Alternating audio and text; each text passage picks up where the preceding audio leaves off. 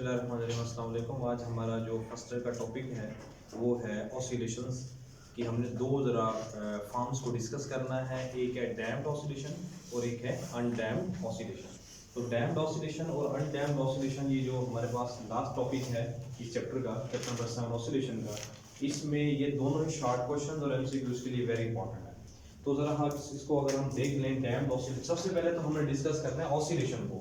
What is oscillation? Oscillation होती क्या चीज़ है? ऑसिलेशन की डेफिनेशन मैंने आपको पहले भी प्रीवियस टॉपिक में ये बात बताई थी कि ऑसिलेशन किसे कहते हैं। एक्चुअली ऑसिलेशन में मैंने आपको मैं कंसेप्चुअल बात ही बताऊंगा यहाँ पर, to and fro motion of a body, ठीक है, अबाउट इट्स फिक्स्ड पोजीशन कह दें, मीन पोजीशन कह दें, इक्विलिब्रियम पोजीशन कह दें, is known as the oscillation. अब ऑसिलेशन फिर दो तरह की होती है। ऑसिलेशन कितनी तरह की होती है? दो तरह। सब लोग व्हाइट बोर्ड की तरफ देखा करें, जब मैं पढ़ा रहा हूं तो व्हाइट बोर्ड की तरफ देखा करें, बुक में ना देखा करें। कि जब अगर आप ऑसिलेशंस को डिस्कस करने के बाद इसके दो फॉर्म्स को डिस्कस करना है। पहली फॉर्म क्या है हमारे पास? डैम्प्ड ऑसिलेशन, और दूसरी क्या है? Undamped oscillation. तो हमारे पास अगर ऑसिलेशन को देखें तो हमारे पास एक है डैम्प्ड। डैम्प्ड का मतलब समझते हैं? हाँ जी, डैम्प्ड का मतलब समझते हैं? किसी भी चीज का डिक्रीज हो जाना, किसी भी चीज का क्या हो जाना? डिक्रीज हो जाना। और दूसरा है हमारे पास अनडैम्प्ड ऑसिलेशन। Undamped oscillation. अच्छा, इसमें जो आपको दो जो अपना ऑसिलेशंस आप अगर आप यहाँ पर देखेंगे तो इसको हमने पहले सबसे पहले दोनों को डिफाइन करना है। डिफाइन के बाद फिर हमने इनका एम्पलीट्यूड को डिस्कस करना है, और उसके बाद थर्ड में फिर ग्राफ को डिस्कस करना है, फिर हम इसका बिहेवियर। आपकी बुक में तो उन्होंने पूरा पैराग्राफ्स की फॉर्म में बना के दिखाया हुआ है, बट हम इसको पैराग्राफ में नहीं करेंगे, इसको स्टेप वाइज करेंगे ताकि आपको ये पॉइंट क्लियर हो जाए। तो पहले अगर हम डैम्पिंग को डिफाइन करें, डैम्प्ड ऑसिलेशन को डिफाइन करें, तो वो एक ऐसा प्रोसेस होता है कि जहां पर whereby energy is dissipated from the oscillating system. तो पहले क्या डिफाइन करेंगे हम इसको? अगर डिफाइन करें, a process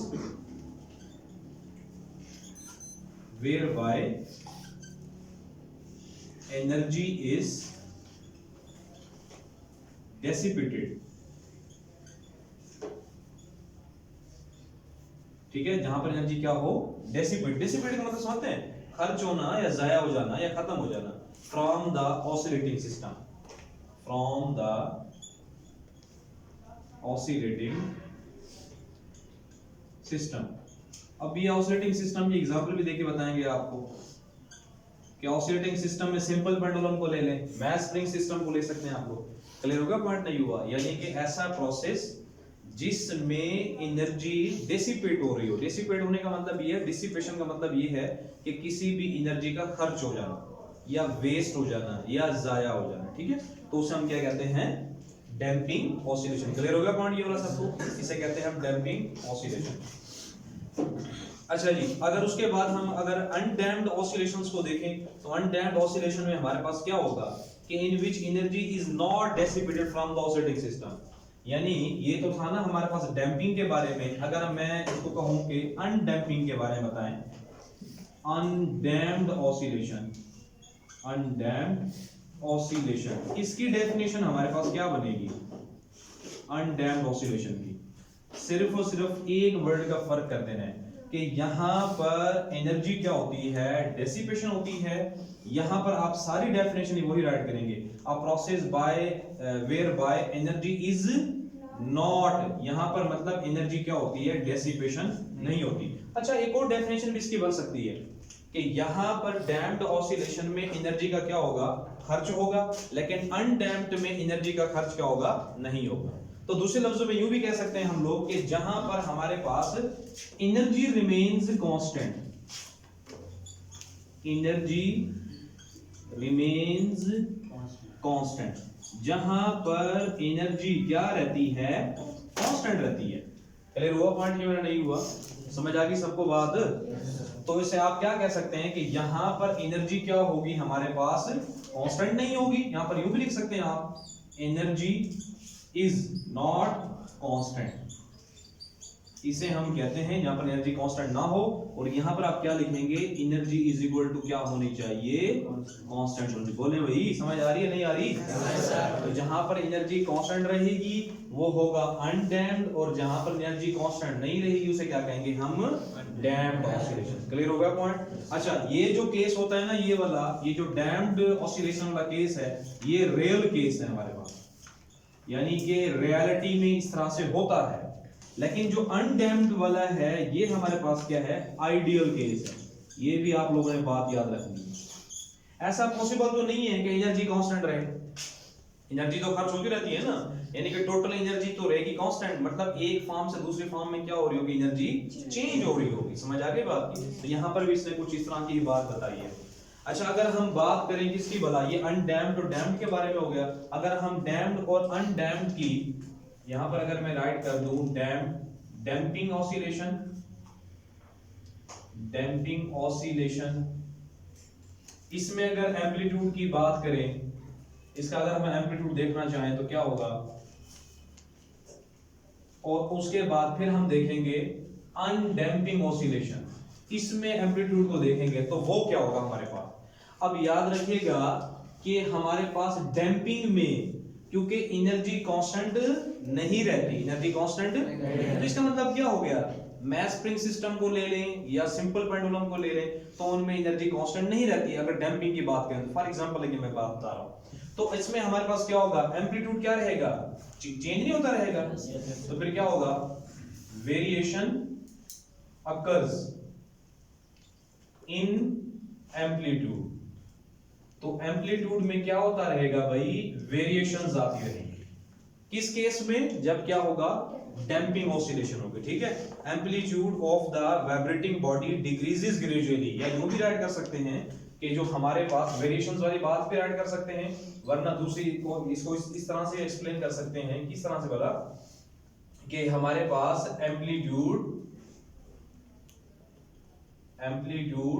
of damping oscillation, amplitude of damping oscillation decreases gradually। वो क्या हो रहा होता है, डिक्रीजेस हो रहा होता है ग्रेजुअली। क्लियर होगा पॉइंट वाला? ओके, उसके बाद अगर हम देखें अनडैम्पिंग का, अगर ये तो था डैम्पिंग ऑसिलेशन में एम्पलीट्यूड को देखने जा रहे हैं, और अब हम किसको देखने जा रहे हैं जी, बोले ना, अनडैम्पिंग ऑसिलेशन को। चुप होके ना बैठा करें, फिर ऐसा लगता है कि आप लोग सो रहे हैं। अनडैम्पिंग ऑसिलेशन में अगर आप देखेंगे तो उसमें हमने देखना है, उसमें भी यहां पर एम्पलीट्यूड को डिस्कस करना है। तो अगर हम अनडैम्पिंग में ऑसिलेशन को अनडैम्पिंग ऑसिलेशन में एम्पलीट्यूड को देखेंगे तो यहां पर तो मैंने क्या कहा है कि वेरिएशंस आ रही होती हैं, या यूं समझ लें कि डिक्रीज हो रहा होता है। यहां पर मैंने ये कहा है ना, ये क्या हो रहा होता है, ये डिक्रीज हो रहा होता है। बट यहां पर डिक्रीज नहीं होगा, बल्कि क्या रहेगा, एम्पलीट्यूड यहां जी क्या रहेगा, बताएं जरा। हाँ जी, वेरी गुड, क्या रहेगा, रिमेन्स कांस्टेंट रहेगा। क्लियर हो गया पॉइंट, या नहीं हुआ? क्लियर हो गया ना पॉइंट ये वाला। अब हम इसको मजीद एक्सप्लेन करेंगे ना, समझ आ रही है? अगर हम इसको मजीद एक्सप्लेन करेंगे, इन्हीं बातों को ग्राफ के जरिए मैं आपको सारी बातें बताऊंगा, कौन से वाले, ये एम्पलीट्यूड वाली बात भी और एनर्जी वाली बात भी। ये जो हमने दो बातें पढ़ी है ना अभी, कि यहाँ पर एनर्जी क्या रहती है, कांस्टेंट नहीं रहती, मतलब एनर्जी चेंज होती रहती है। यहाँ पर एनर्जी क्या रहती है, कांस्टेंट रहती है। अगर एम्पलीट्यूड देखें तो यहाँ पर एम्पलीट्यूड क्या हो रहा होता है, डिक्रीज हो रहा होता है, यहाँ पर क्या रहता है, कांस्टेंट रहता है। यही अब हम क्या डिस्कस करेंगे ग्राफिकली। तो फिर आप क्या देखेंगे, हम ग्राफ देखेंगे जी। पहला हम ग्राफ किसका देखेंगे, डैम्पिंग का ग्राफ देख लेते हैं हम लोग। जब डैम्पिंग के केस में ग्राफ देखेंगे तो तब क्या होगा, और जब हम अनडैम्पिंग के बारे में देखेंगे तो तब हमारे पास ग्राफ क्या होगा। ये देखते हैं जी, अनडैम्पिंग बहुत ही आसान है। अब डैम्पिंग का अगर हम ग्राफ देखें तो मैंने कहा था, यहां पर मैं एक बार फिर प्रीवियस टॉपिक पे आ जाता हूं कि यहां पर मैंने कहा था ये रियल केस है। कौन सा केस है? रियल केस है। तो इसमें एनर्जी कांस्टेंट नहीं रहती, यानी एनर्जी क्या होती रहती है? डिसिपेटेड होती रहती है। तो अगर इसका ग्राफ बनाएंगे तो बेटा जी उसका ग्राफ कुछ इस तरह से बनेगा हमारे पास। ये स्टार्ट में तो ये ज्यादा होगा, फिर डिक्रीज होना शुरू हो जाएगा और डिक्रीज होते होते इस तरह से आ जाएगा ग्राफ। तो जरा गौर करके देखें, यहां पर स्टार्ट में एम्पलीट्यूड ज्यादा नहीं है, फिर क्या हुआ एम्पलीट्यूड, फिर क्या हुआ डिक्रीज, फिर डिक्रीज, और ये क्या होता जा रहा है? आहिस्ता आहिस्ता डिक्रीज। क्लियर होगा पॉइंट? ये होता है। अगर आप देखें, मैंने भी तो यहां पर यही बात बताई थी कि एम्पलीट्यूड की वैल्यू क्या होती जा रही होती है? डिक्रीज। क्लियर होगा पॉइंट? ये वाला समझ आ रही है सबको? उसके बाद अगर अनडैम्पिंग में देखें तो अनडैम्पिंग में देखें तो यहां पर मैंने क्या कहा था कि एम्पलीट्यूड क्या रहेगा? रिमेन्स। तो यहां पर जो ग्राफ बनेगा वो कुछ इस तर्ज का बनेगा कि हमारे पास यहां पर ग्राफ में एम्पलीट्यूड की वैल्यू कांस्टेंट रहेगी। तो देखें जरा, कोई चेंज आ रहा है इसमें? कोई चेंज नहीं आ रहा। इसका मतलब ये है कि ये हमारे पास क्या रहेगा? रिमेन्स कांस्टेंट रहेगा। तो जरा गौर कर देख लें, एक ही लाइन है, रिमेन कांस्टेंट नहीं है ये, लेकिन यहां पर क्या हो रहा है? चेंज, और यहां पर क्या रहा है? वो कांस्टेंट। ठीक है जी। अब हमने देखना है जी behaviour of the simple pendulum, यानी कि एग्जांपल्स के तौर पे अगर हम देखें, during the damped oscillation simple pendulum eventually comes to rest. अगर मैं यहां पर, इधर देखें, अगर यहां पर मैं सिंपल पेंडुलम बना लूं और सिंपल पेंडुलम को ये इसकी मीन पोजीशन है और ये इसकी एक्सट्रीम पोजीशन है, मैंने इसको मीन से एक्सट्रीम पर लेकर गया हूं। कहां पर लेकर गया हूं? तो जैसे ही मैं इसे रिलीज करूंगा, रिलीज करने के बाद ये यहां पर आ जाएगा, इस पॉइंट पे आ जाएगा। अच्छा जी, इसका मतलब ये O से कहां पर गया था? A पर, और फिर कहां आया था? B पे। अब जरा गौर कर देखिए, इसी ग्राफ के अकॉर्डिंग मैं आपको समझा रहा हूं। यहां पर ये O से B पर गया, कहां पर गया? B पे। अब B से फिर दोबारा क्या A पर जाएगा? नहीं, बल्कि A से थोड़ा सा कहां आएगा? आगे आएगा। ये थोड़ा सा सॉरी क्या हो जाएगा इसका? उसी जगह पर नहीं आएगा, बल्कि थोड़ा सा A से कहां आ गया? पहले आ गया। फिर अब ये कहां जाएगा? B पे जाएगा? नहीं, थोड़ा सा B से कहां जाएगा? पहले आ जाएगा। तो देखें पहले आ गई है। उसके बाद अब ये जब जाएगा तो क्या A प्राइम पर जाएगा? नहीं जाएगा नहीं प्राइम पे, बल्कि क्या होगा? A प्राइम से कहां जाएगा? ये B प्राइम पे भी नहीं जाएगा, बल्कि कहां जाएगा? इससे थोड़ा सा पहले आ जाएगा। इसी तरह फिर क्या हो जाएगा? B प्राइम से क्या हो जाएगा? थोड़ा सा पहले आ जाएगा। क्लियर होगा पॉइंट? तो इस तरह ये आहिस्ता आहिस्ता मूव करते करते क्या हो जाएगा? स्टॉप हो जाएगा। अब सवाल ये पैदा होता है कि ये स्टॉप क्यों हो गया? जाहिर सी बात है, फोर्स ऑफ ग्रेविटी की वजह से, एयर फ्रिक्शन की वजह से, हवा में जो एयर मौजूद थी उसने क्या कर दिया? इसे आहिस्ता आहिस्ता रोक नहीं दिया, स्टॉप नहीं कर दिया। पंखा जो आप लोग ऑफ करते हैं तो क्या ऑफ करने के बाद क्या पंखा चलता रहता है? चलता रहता है, लेकिन उसकी स्पीड आहिस्ता आहिस्ता क्या होती जा रही होती है? स्लो होते होते क्या हो जाती है? वो स्टॉप हो जाता है। तो इसका मतलब भी यहाँ पर वही बात समझ लिया। लेकिन अगर इस केस में देखें, अच्छा यहाँ पर आपके पास मीडियम में जो क्या होनी चाहिए? एयर होनी चाहिए। क्या होनी चाहिए? एयर। यानी यहाँ पर एयर रेजिस्टेंस होगी, ये बात याद रखिएगा। वो एयर रेजिस्टेंस और जो ग्रेविटी है ना, वो क्या करती है? वो इसी को स्टॉप कर देती है। यही दो रीजंस हैं जिसकी वजह से एनर्जी क्या हो रही होती है? डिसिपेशन हो रही होती है। लेकिन अगर आप अनडैम्पिंग में आ जाएं तो अनडैम्पिंग में देखें, अगर यहां पर आपके पास मीडियम वैक्यूम होना चाहिए। क्या होना चाहिए? मीडियम वैक्यूम होने चाहिए। और वैक्यूम जहां पर होगा वहां पर नो एयर रेजिस्टेंस होगी। क्या होगी? नो एयर रेजिस्टेंस होगी। तो इसका मतलब ये है कि ये क्या करता रहेगा? अगर एक पॉइंट पर यहां पर गया, उसके बाद दूसरे पॉइंट पर यहां पर है, तो ये क्या करता रहेगा? ऐसे ऐसे मूव करते ही रहेगा। इसके एम्पलीट्यूड में कोई फर्क नहीं है। क्लियर हो गया पॉइंट? ओके। उसके बाद हम देखते हैं जी इसकी एप्लीकेशन। अगर हम इसकी एप्लीकेशन देखें तो आपकी बुक में लास्ट में जो है ना इसकी एप्लीकेशन बताई हुई है कि ये यूज कहां कहां पे होता है। एप्लीकेशंस को सबसे पहले हम देखेंगे डैम्प्ड की, उसके बाद देखेंगे हम अनडैम्प्ड की। डैम्प्ड ऑसिलेशन की एप्लीकेशन देखनी है जी सबसे पहले। ये जो शॉक एब्जॉर्बर होते हैं ना, शॉक एब्जॉर्बर समझते हैं? शॉक एब्जॉर्बर किसे कहते हैं? गाड़ियों में लगे होते हैं। हाँ जी, क्या होते हैं? क्या कहते हैं उसे? शाक। हाँ जी, शाक नहीं, शाक भी नहीं कहते भाई यार। ये हमारे पास शॉक नहीं कहते, शॉक लग गया हमें, झटका जिसे कहते हैं उसे कहते हैं। ठीक है, शॉक एब्जॉर्बर। शॉक एब्जॉर्बर में यूज होते हैं, यानी जो हमारे पास कार वगैरह या बसेस वगैरह या कुछ भी हो उनके अंदर क्या होते हैं, ये यूज होते हैं। आपकी बुक में डायग्राम बना के दिखाई हुई है, जरा गौर करके देखें कि यहाँ पे आपको दिखाया हुआ है जी अपना ऑयल डैम्पर दिखाया हुआ है, उसके बाद सस्पेंशन स्प्रिंग दिखाया हुआ है। एक्चुअली ये क्या करते हैं, इनका काम ये है कि देखें ना, shock absorber of a car which provides a damping force to prevent the excessive oscillation. देखें जब भी कोई स्पीड ब्रेकर आ जाता है ना, जब भी क्या आता है, कोई स्पीड ब्रेकर आता है या कोई भी ऐसे गड्ढा वगैरह या रोड के ऊपर कोई गड्ढा वगैरह आ जाए, तो उसके ऊपर अगर गाड़ी मूव करके जा रही हो तो वाइब्रेट करना शुरू करती है ना, धक्के वगैरह लगते हैं ना आप लोगों को। तो उन धक्कों को खत्म करने के लिए क्या लगे होते हैं, स्प्रिंग के साथ यही डैम्प्ड ऑसिलेशंस लगे होते हैं। यानी जो स्प्रिंग होता है ना, वही क्या काम करता है, डैम्प्ड ऑसिलेशन का काम कर रहा होता है, यानी गाड़ी क्या करे, ज्यादा वाइब्रेट ना करे। उस गाड़ी को ज्यादा वाइब्रेशन से बचाने के लिए हम लोग क्या करते हैं, डैम्पिंग ऑसिलेशन वाली एप्लीकेशन यूज करते हैं। समझ आ गई बात की, ताकि गाड़ी वाइब्रेट ना हो, उसके जो पुर्जे वगैरह जो हैं, जो पार्ट्स वगैरह हैं, वो क्या हो जाए, लूज ना हो जाए। इसी वजह से क्या यूज करते हैं, उसमें हम शॉक एब्जॉर्बर यूज करते हैं। और जो दूसरा हमारे पास है इसमें अपना अनडैम्प्ड का, इसमें आप इसके बारे में ये लिख दें कि there is no practical application of undamped oscillation because undamped oscillations are ideal and do not exist in reality. मैं आपको पहले ही बात बता चुका हूं ये वाली, कि जो अनडैम्प्ड है ना हमारे पास, ये कौन सा केस होगा, अनडैम्प्ड ऑसिलेशन। इसके बारे में आप राइट कर सकते हैं कि पहली बात तो ये है कि ये आइडियल केस है। ये अब आइडियल केस किसे कहते हैं, कि जो रियल में ना हो, रियलिटी में एग्जिस्ट ना करता हो, उसे हम क्या कहते हैं, आइडियल केस। ठीक है, तो जाहिर सी बात है यहां पर ऐसा तो मुमकिन है ही नहीं कि एनर्जी यूज ना हो रही हो, एनर्जी डिसिपेशन ना हो रही हो, ऐसा तो पॉसिबल है ही नहीं। फिजिक्स वर्ल्ड में ऐसा मुमकिन ही नहीं है कि एनर्जी डिसिपेशन ना हो रही हो। किसी भी व्हीकल को ले लें, उसके जो पार्ट्स हैं, जो पुर्जे वगैरह हैं, वो जब आपस में रगड़ खा रहे होते हैं तो जैसे मतलब घिस नहीं जाते वो, तो या गाड़ियों के टायर वगैरह ले लें, वो घिस नहीं जाते।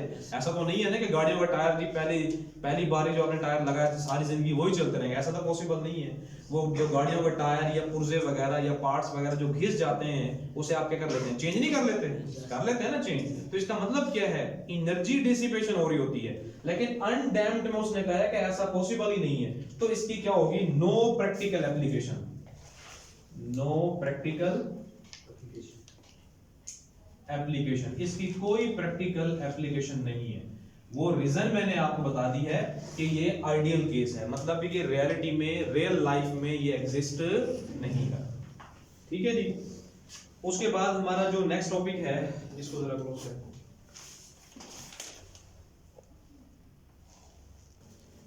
अच्छा जी, हमारे पास जो नेक्स्ट टॉपिक है वो है हमारे पास शार्पनेस ऑफ रेजोनेंस। यानी हमने जो टॉपिक पढ़ा था ना रेजोनेंस वाला, उसकी शार्पनेस को देखना है। ये शार्पनेस ऑफ रेजोनेंस को अगर मैं इजी वर्डिंग में बताऊं तो वो क्या चीज है, एक्चुअली हम लोग इस रेजोनेंस को ग्राफिकली देखेंगे। क्या देखेंगे इसे हम, ग्राफिकल इसे एक्सप्लेन करेंगे। तो इसे आप शार्पनेस ऑफ रेजोनेंस भी कह सकते हैं। आपकी बुक में साइड पर ग्राफ भी बना के दिखाया हुआ है। इसे हम कहते हैं, ये जो आपको नजर आ रहा है ना, इसे कहते हैं ड्राइविंग फ्रीक्वेंसी एक्स एक्सिस पे लिया हुआ है और वाई एक्सिस पे क्या लिया हुआ है, एम्पलीट्यूड लिया हुआ है। इन दोनों का रिलेशन बताया हुआ है। बट सबसे पहले हम लोग क्या करेंगे, रेजोनेंस कर्व जो होती है उसको डिस्कस करेंगे। तो रेजोनेंस कर्व क्या होती है, एक्चुअली रेजोनेंस कर्व ये होती है कि frequency is plotted on x axis and amplitude is on y axis is called the resonance curve। तो क्या डेफिनेशन बनेगी रेजोनेंस कर्व की,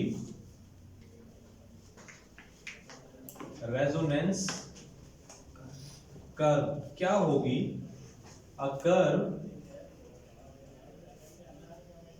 in which a curve, बल्कि यूं लिख लें, a curve obtained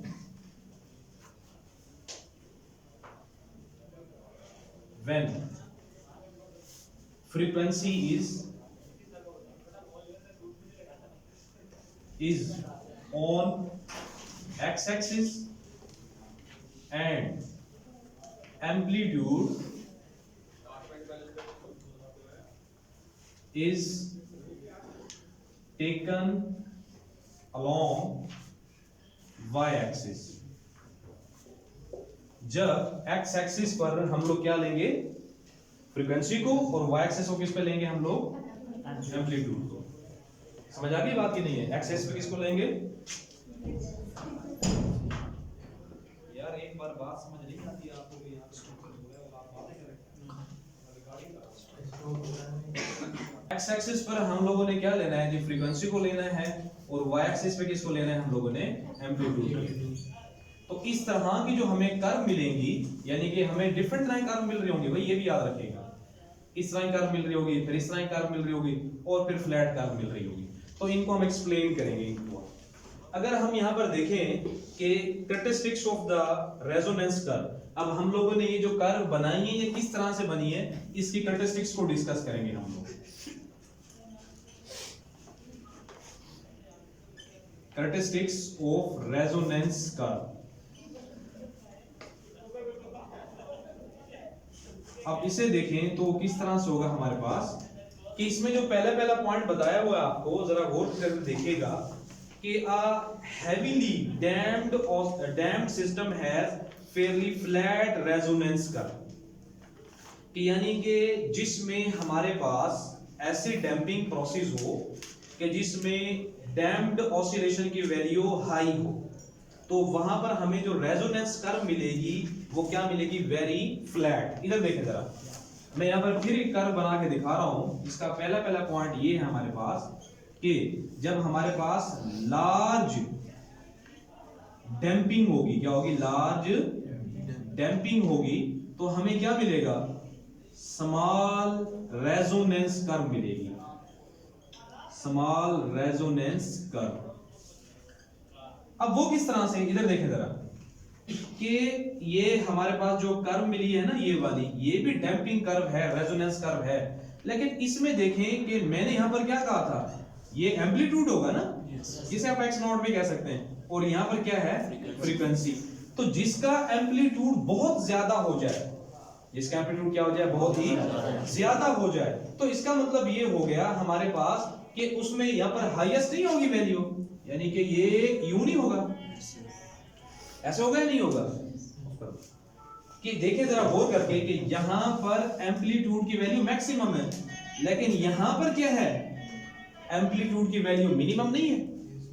यहां पर एम्पलीट्यूड की वैल्यू क्या है, मिनिमम है ना।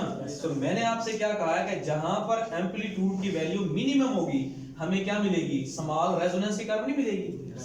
समझ आई या नहीं ये बात? इसका मतलब ये है कि लार्ज डैम्पिंग में एम्पलीट्यूड क्या हो चुका होता है, कम हो चुका होता है। एम्पलीट्यूड क्या होता है, वही देखें ना, एम्पलीट्यूड ज्यादा है, एम्पलीट्यूड क्या है, मतलब डैम्पिंग की वैल्यू कम है, मतलब डैम्पिंग की वैल्यू क्या है, कम है। अगर यहां पर एम्पलीट्यूड की वैल्यू कम है, इसका मतलब क्या है, स्मॉल डैम्पिंग नहीं है। क्लियर हो गया पॉइंट? सॉरी, लार्ज डैम्पिंग है, सॉरी क्या है, लार्ज डैम्पिंग है। नहीं है समझ बात आप भाई? देखें, डैम्पिंग का मतलब क्या होता है, एम्पलीट्यूड की वैल्यू कम हो जाना। क्या हो जाना? तो इसका मतलब ये है कि यहां पर एम्पलीट्यूड की वैल्यू कम है, मतलब डैम्पिंग क्या है, लार्ज है। डैम्पिंग क्या है, तो इसका मतलब हमें जो कर्व मिली है वो तकरीबन क्या मिली है, फ्लैट नहीं मिली ये वाली कर्व। तो पहला पॉइंट था हमारे पास ये। अगर हम दूसरे पॉइंट को देखें तो दूसरा पॉइंट हमें क्या बताता है कि अ लाइटली डैम्प्ड सिस्टम, अगर हमारे पास लाइटली हो, ये तो था ना हैवीली, यानी कि देख ले कि लार्ज डैम्पिंग थी, क्या थी, लार्ज डैम्पिंग। तो इसका मतलब एम्पलीट्यूड की वैल्यू जो हमें कर्व मिली क्या मिली है, वेरी फ्लैट मिली है।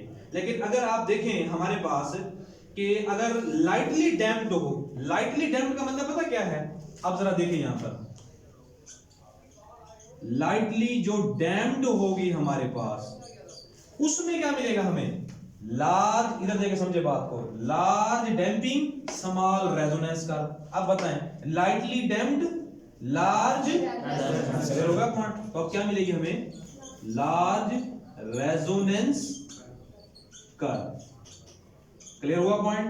अब जरा गौर कर देखें, मैंने क्या कहा था, ये जो कर्व मिली है, ये वाली ब्लू वाली जो मैं बता रहा हूं अभी, इसमें जरा देखें यहां पर एक्स नॉट यानी एम्पलीट्यूड की वैल्यू ज्यादा नहीं है, तो इसका मतलब क्या हुआ, एम्पलीट्यूड की वैल्यू ज्यादा होने का मतलब ये है कि हमें क्या मिलेगी, लार्ज रेजोनेंस कर्व मिलेगी। अच्छा, इसका मतलब ये है कि ये लार्ज है, ये स्मॉल है, तो ये एक दूसरे के इनवर्स प्रोपोर्शनल ना हुई, इनवर्स प्रोपोर्शनल हुई ना।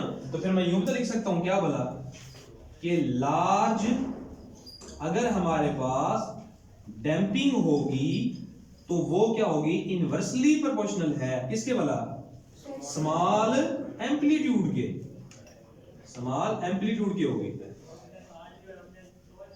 क्लियर हुआ मेरा पॉइंट या नहीं हुआ, समझ आ गई बात ये वाली कि हमारे पास लार्ज क्या होगी, डैम्पिंग होगी, तो स्मॉल क्या होगा, एम्पलीट्यूड का। ये एक दूसरे क्या दिए हुए हैं, इनवर्स दिए हुए हैं हमारे पास। अच्छा, अगर यहाँ आपकी बुक में जो एक्सपेरिमेंट करके दिखाया है उस एक्सपेरिमेंट में ये बातें बताई हुई है कि हमारे पास जो है ना दो बॉल्स गिवन हैं, ठीक है। एक बॉल जो है वो लाइट मैस की है जिसे हम कहते हैं पिथ बॉल, क्या कहते हैं जिसे हम, पिथ बॉल। ये जो अगर आप यहाँ पर देख लें इसको, आपकी बुक में जो डायग्राम तो नहीं दी हुई बट इसने ये किया हुआ है कि एक्सप्लेन किया हुआ है दो बॉल्स को लेकर। अगर दो बॉल्स को अगर हम देखें, एक है पिथ बॉल, पिथ बॉल जो होती है वो क्या होती है, लाइट बॉल होती है। आवाज आ रही है। हमारे पास एक बॉल B1 है और दूसरी बॉल क्या है, B2 है। अगर इस बॉल को देखें ब्लू वाली को, जिसे मैं कहता हूं ये पिथ बॉल है, ठीक है। और जो ये हमारे पास दूसरी बॉल है, ये बॉल हमारे पास उसने किसी और मटेरियल की ली हुई है। इसको अगर देखें तो इसमें इसने कौन सी बॉल बताई है, ये लेड बॉब बताई होगी। हाँ जी, एक लेड बॉब है और दूसरी कौन सी बॉब है, पिथ बॉब है, ठीक है। अब यहाँ पर पिथ बॉब और लेड बॉब को इसने यहाँ पर एक्सप्लेन करके बताया है कि जो हमारे पास पिथ बॉब है, पिथ बॉल है बेटा, वो क्या है हमारे पास, light mass such as a pith ball and another carrying a heavy mass such as a lead ball। लेकिन दोनों का साइज क्या है, इक्वल है। डायग्राम में देखें दोनों का साइज क्या है, इक्वल है। और दोनों को एक ही क्या किया हुआ हमने, एक रॉड से अटैच किया हुआ जिनकी लेंथ भी क्या है, इक्वल है, सेम है। अच्छा, जैसे ही दोनों को हम वाइब्रेट करते हैं, वाइब्रेट करने के बाद हम क्या करते हैं कि जो amplitude of the lead bob है वो मच ग्रेटर है, लेकिन जो पिथ बॉल है हमारे पास उसका क्या है, कम है। यानी जो लेड बॉब है ना, लेड बॉब ये वाली, इसका अगर हम इसे डिस्टर्ब करते हैं तो ये न्यूज मिलने के यहां तक आती है, न्यूज मिलने के। लेकिन जो हमारे पास पिथ बॉल है उसका एम्पलीट्यूड क्या है, कम है, सिंपल सी बात है। जरा गौर कर देख लें कि इसका एम्पलीट्यूड कम नहीं है, लेकिन इसका एम्पलीट्यूड क्या है, बहुत ही ज्यादा है। अब एक बात बताइए कि इसमें से जल्दी पहले कौन से रुक जाएगी, ये लेड बॉब रुक जाएगी या पिथ बॉब वाली बॉल रुक जाएगी, पिथ बॉल।